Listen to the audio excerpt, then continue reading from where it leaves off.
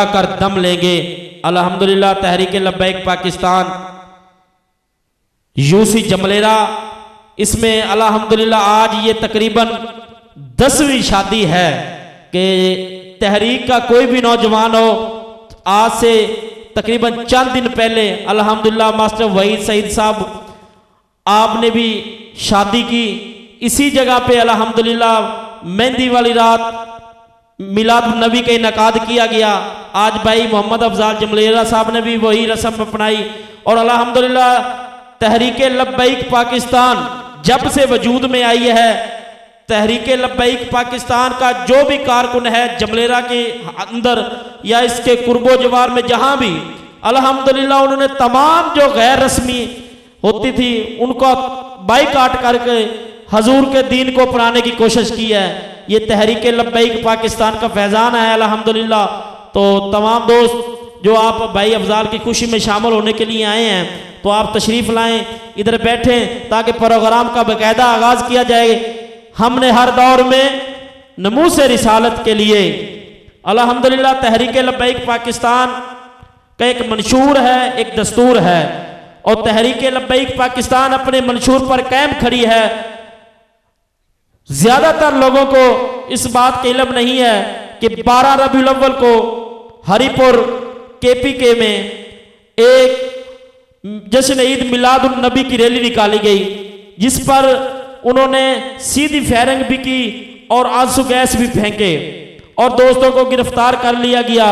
उसके बाद कल उसी जगह पर जब दोबारा रैली निकाली गई तो जो जुल्म सितम उन्होंने किया वो आप सुन भी नहीं सकते कि ये पाकिस्तान जो कलमे की बुनियाद में वजूद में आया है, उस जो पाकिस्तान सिर्फ बनाया इसीलिए गया था कि यहाँ रसूलुल्लाह सल्लल्लाहु अलैहि वसल्लम के दीन की बात की जाए और निज़ाम मुस्तफ़ा की बात की जाए। उस मुल्क में कल उन्होंने रसूलुल्लाह सल्लल्लाहु अलैहि वसल्लम के आशिकों पर सीधी गोलियां मारकर 4 नौजवानों को शहीद कर दिया गया और ये दजाली मीडिया वो भी इस पे खामोश और हर बंदा हर लोग कोई इस बात पे बिल्कुल खामोश है। जब इंडिया में एक बेगैरत सिख को गोलियां मारी जाती हैं तो हमारे लोगों को तकलीफ होती है, लेकिन आज कल ही इस मुल्क पाकिस्तान में 4 हाफिज़े कुरान लोगों को जब उन्होंने सीधी गोलियां मारकर शहीद किया तो अभी तक तो मैंने किसी बंदे का भी उस पे मजम्मत नहीं सुनी। उनका कसूर क्या था?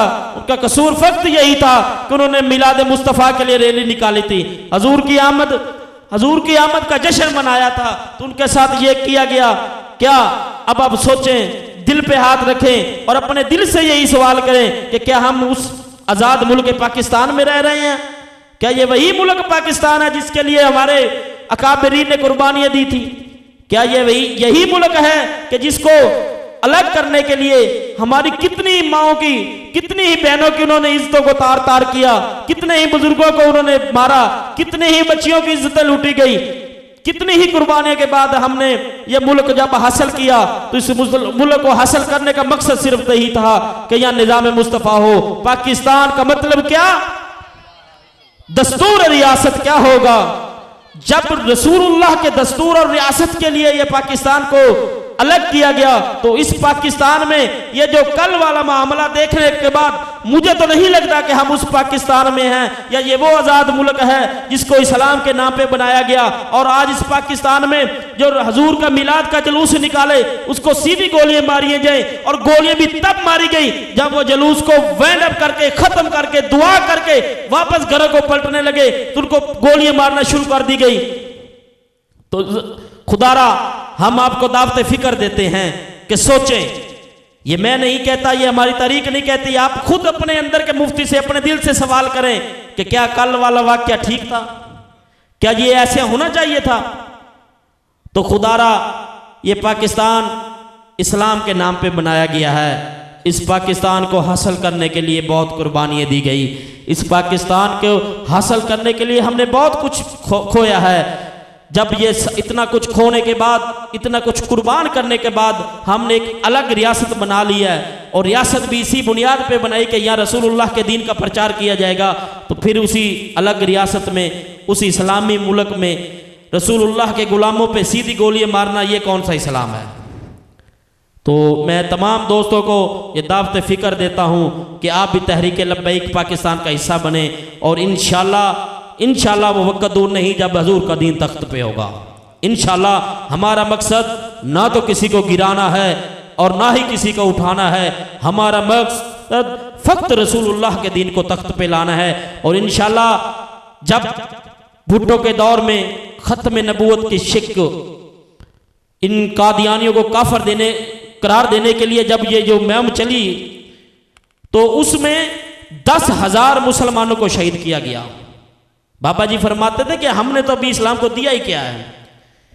एक शिक को बदलने के लिए 10,000 मुसलमानों को शहीद किया गया और जो जख्मी थे उनकी गिनती नहीं है। तो हम तो पूरे निज़ाम को बदलने की बात कर रहे हैं। हम तो चाहते हैं कि पूरा निज़ाम बदले, तो हमें कितना इसके लिए कुर्बान होना पड़ेगा ये आप सोच लें। इंशाल्लाह हमारे हौसले कभी भी नहीं कम होंगे और ना ही हम परेशान होंगे। ये तो 1 2 4 ये पहले इन्होंने फैज़ाबाद में हमारे 5 शहीद किए, फिर यतीम खाना चौक में 6 शहादतें हुई, फिर लॉन्ग मार्च में शहादतें हुई, फिर कल भी शहादतें हुई। लेकिन हमारे जज्बे आज भी वैसे हैं कि करूँ तेरे नाम पे जां फिदा, न बस एक जां दो जहां फिदा, दो जहां से भी नहीं जी भरा, करूं क्या करोड़ों जहां नहीं। कल का वाकया जिस तरफ से गोली आ रही थी वल्लाह हमने अपनी आंखों से वो देखा है कि जिस तरफ से गोली आती थी उन्होंने मशीन गन्ने चलाई, लेकिन अल्हम्दुलिल्लाह नौजवान पीछे भागने के बजाय आगे भाग रहे थे कि सितमगार इधर आ, हुनर आजमाए, तू तीर आजमा, हम जिगर आजमाए। तो ये फैजान है बाबा जी का और अल्हम्दुलिल्लाह ये ता क़यामत जारी रहेगा कि हमने हर दौर में नमूस रिसालत के लिए वक्त की तेज हवाओं से बगावत की है, तोड़कर सिलसिलाए रस्म सियासत का फसू, फक्त एक नाम मोहम्मद से मोहब्बत की है कि बेदाम ही बिक जाओ बाजार नबी में, बेदाम ही बिक जाओ बाजार नबी में, इस शान के सौदों में कसारे नहीं होते कि रसूलुल्लाह के बाजार में बिक जाओ, अपने आप को रसूलुल्लाह के दीन के लिए वक्फ कर दो। तो इंशाल्लाह वो दिन दूर नहीं जब हम अपनी आंखों से रसूलुल्लाह के दीन को तख्त पर देखेंगे। तो अब तिलावत कलाम पाक के लिए तशरीफ़ लाते हैं मोहम्मद शहद साहब।